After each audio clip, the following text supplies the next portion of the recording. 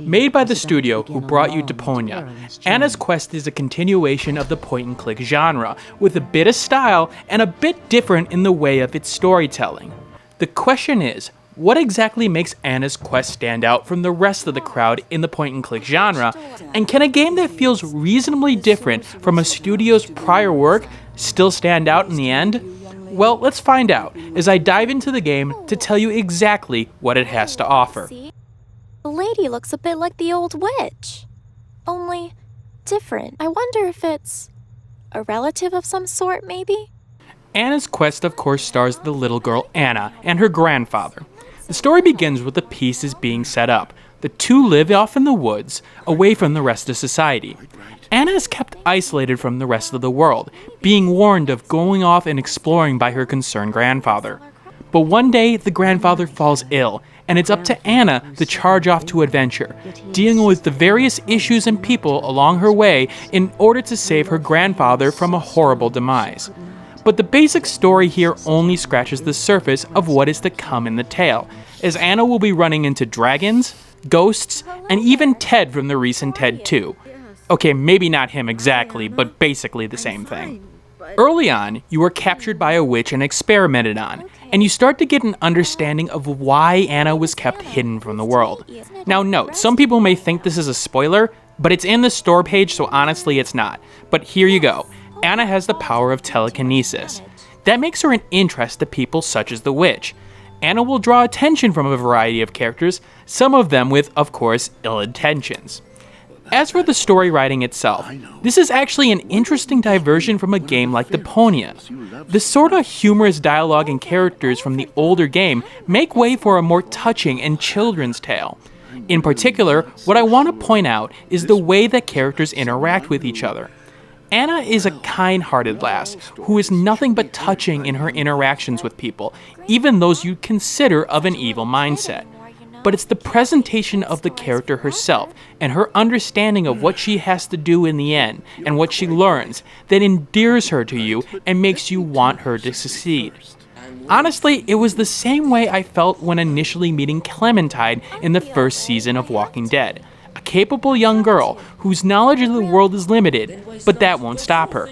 She's endearing for that for sure, and is much more relatable and likable than the protagonist in Deponia. Now, on the matter of story, characters do come to life, and have unique personalities that work well with their voice actors in question. The nervous Ben, who's obviously really frightened with all that's happened to him, to a talking chicken who leads an orchestra of animals. Needless to say, the game is set in the world of fantasy, but the funny thing here is it's not too out there. It's got dragons, ghosts and all, but it does a good job of making them feel real. Like this could be a story that might have actually happened. Part of that is the reliance on empathy for Anna and who she meets. This is a story that's designed to touch you in what I've experienced so far. And for the most part, it's done well. The story is going along at a reasonable pace even after the first 3 to 4 hours in question, and it isn't sticking around longer than it should. Conversations give you enough for you to get interested, but not enough where you're sitting there going, get on with it. It hits the sweet spot that's hard to do in these games at times, but darn it, it's done it well. And even with the different tone that the game has compared to its predecessor, it does the job of hooking you in, especially again on the empathy level. But be warned, if you're looking for the humor of the Deponia games, you're not going to get it here. There's been moments that have made me smile, and a couple that have made me laugh, but this is going for touching more than anything else. Oh, Ben, you look so dashing. Wait, is that? It is. This is a weird one, because with the different art style from Deponia, I find there's some hit and misses with it. I like the art style, especially with the environments in question. You'll run across a variety of them, from the inner parts of the witch's house that have dollhouse-like rooms, to the dark and dreary hallways of that house as well. You also get things like the stoic architecture of a church. This game is much, much darker, and I mean that in a couple of ways, in terms of its presentation in particular. Some of the bright colors in the first Deponia game that you might have remembered is countered by more darks and toned-down colors. While I like more colorful environments in most games, this does work for the presentation in question. I don't think the art is as sharp as Deponia's, however. It feels like a step down in the end, but that could honestly be due to the presentation. What's also been hit and miss for me has been the character designs and animations. Now look, I like the look of Anna and some of her character counterparts, but something about the animations, and in particular the area of the face, has been bothering me since the get-go. I remember Deponia's faces doing well to convey emotion, but here, especially early on, I felt like the game was weirdly off in terms of the sync of the voices to the audio, or the mouth motion just wasn't right for me. Now, I've seemingly adjusted to it and not really had a problem since I've gotten to the village in the game, but it did throw me off in the end. Voice acting, however, has been superb. Anna in particular has hit the nail on the head on several occasions, and I feel the empathy oozing from her voice. Time, that might have been an interesting conversation. These days, though, I think that... Oh my. Poor fellow. The witch's evil knows no bounds. Most of the other characters are reasonable in translating their traits to your ears as well, and that's vitally important with the game so reliant on talking. There are long sections of back and forth dialogue at times where you don't get involved, so keep that in mind as you've got to be ready to take in everything. And don't walk off either. Usually that information they tell you will come back to be necessary later on. Overall, the aesthetic does work for the game. However, I find it to be a step down in terms of the presentation from a game like Deponia.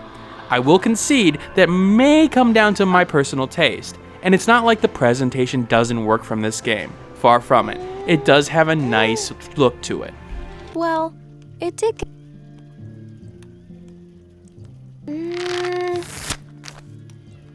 Okay, it's a point-and-click game, so you should really know the playstyle that you're getting into here. But that doesn't mean that there isn't anything to analyze. Let's talk about the interactions and gameplay. It's done well. Point-and-click adventures usually have a tendency to hit two extremes, be incredibly easy, or have the old point-and-click logic from the LucasArts days, in which you have no idea how the developer in question decided that that was the solution to the puzzle. Luckily for Anna's Quest, it's hit the middle in terms of gameplay. Enough of it requires you to think about what you need to do and apply logic to it, without it being too far out there so that you are confused about what you need to do next. It helps that you have the ability to hit the spacebar to highlight all interactable objects in a room at any time, and I'm really unsure why more games in the genre don't do this, or do it with some sort of time element added onto it, so it unlocks so if you're stuck in a room after a period of time. Knowing what you can interact with and what you can't lets you focus on exactly what you need to do to progress forward. In short, a smart decision to let the players focus on one element of gameplay. Now, like other games of the genre, you can interact with your environment and objects in a couple of ways. You can of course use an object, but can also look at it to get more information about it, maybe giving you a clue on what to do next or exactly what it could be used for. For example, mentioning the softness of velvet curtains, and realizing that you were asked to make a soft bed for a kitty cat earlier. The attention to this small detail is where Anna's Quest shines, as those who pay attention to those details are immediately rewarded in terms of their knowledge. You can combine items together to make new items, and that's required to get further and further in the game. You can also use your telekinesis powers to interact with objects as well, but the situations that you can use it in seems a little bit limited.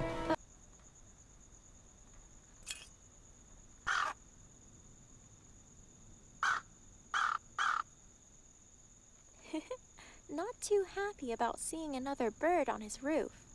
At least he's distracted now.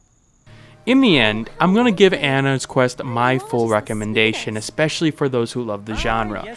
If you want to feel something in your heart, this is the kind of game that is going to get on your heartstrings. Of course, for some people, the game is not going to work. It is a point-and-click genre game, and that's going to have a certain audience. The game within its genre does well, and does well enough to stand out compared to everything else. But again, its lack of gameplay mechanics and action per se is going to cause some people to want to not get this game, unfortunately. But a great story, a great character development, and just great interaction with everything in the world, and this game is going to be worth your time in the end. Alright, that's my final verdict on the game. If you agree or disagree and have played the game, or like the review or dislike the review, leave the comments below. I'll leave the Steam review in my description as always. Like, comment, subscribe, all that jazz, and I will see you guys later. Hey everybody, thanks for watching. If you like this content and want to see more of it, you may want to hit that subscribe button on the left-hand side. If you like this video and want to see more of this content, take a look at this video on the left-hand side as well. And if you missed my last video, take a look at the right-hand side. Once again, thanks for watching, and keep on gaming.